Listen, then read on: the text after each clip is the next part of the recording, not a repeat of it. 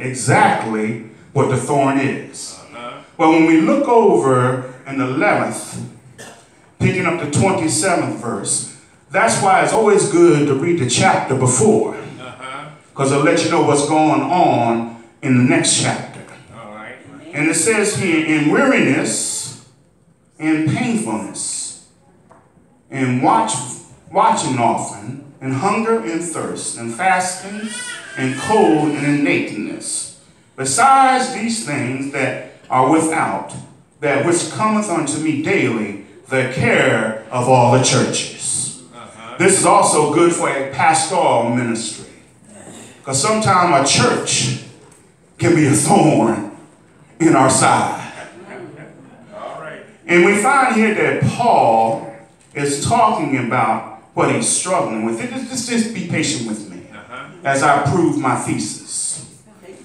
And when we look over in Acts, the 9th chapter, starting at the 15th verse, but the Lord said to him,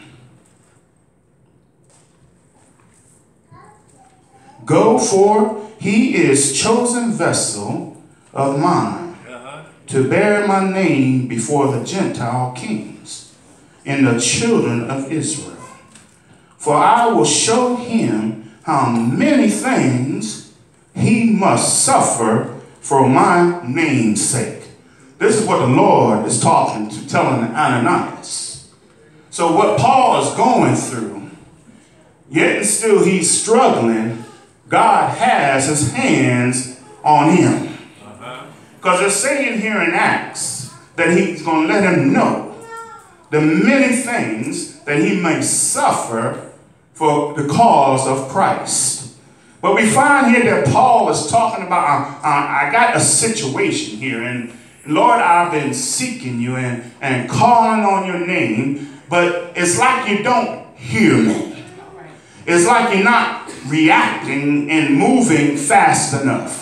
Have you ever been in a situation when you are calling on the Lord and it seems like the Lord is just not moving fast enough on your behalf? It seems like you're not getting a connection from the Lord and hearing back from the Lord. But I just want to let you know he still has his hands on you. Now, as we read further in this text, we'll see a shift in the atmosphere. We find here in the 7th and 8th verse that Paul is talking about what he's going through. What he's talking about, Lord, I've called on you. I've seeked you. But yet and still, I'm struggling. And yet still, I got this thorn that keeps poking in my flesh. Because it says here, a thorn in his flesh. Now, we're going to go from the outer rim into the spiritual rim now. So when we pick it up in the 9th verse, and he said unto me, who's he? Who's he? Is the Lord now talking to the Apostle Paul? In my sanctified imagination, I can just picture the Lord talking to Paul at this time and tapping him and soothing him and letting him know, I heard you the first time that you were going through. I heard you the second time that you were going through, and the third time, but I want to let you know that my grace is sufficient for thee. For my strength is made perfect in weakness. I most gladly will rather glory in my infirmities, that the power of Christ may rest upon me. See, now we see a shift in the atmosphere. Have you ever had a shift in your atmosphere?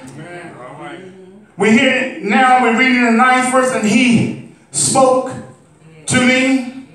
Have you ever been when you've been calling on the Lord and seeking the Lord and trying to get in touch with the Lord about what you're going through, and it seems like you're not reaching, but when the Spirit of God speaks to you, how the atmosphere will change, how in your spirit, once you hear from the Lord, and the Lord is letting you know that my grace is sufficient for thee, how he's letting you know I'm right there with you, with what you're going through. I'll never leave you, nor forsake you. I have my seed begging for bread. He's now letting Paul know it's all right, Paul. It's okay. Don't worry, because my grace is sufficient for you. Who is letting you know that the power. See, I'm just picturing the Lord touching. Because he's had to touch me when I've been going through. And when you feel his presence upon your body, when you feel his presence letting you know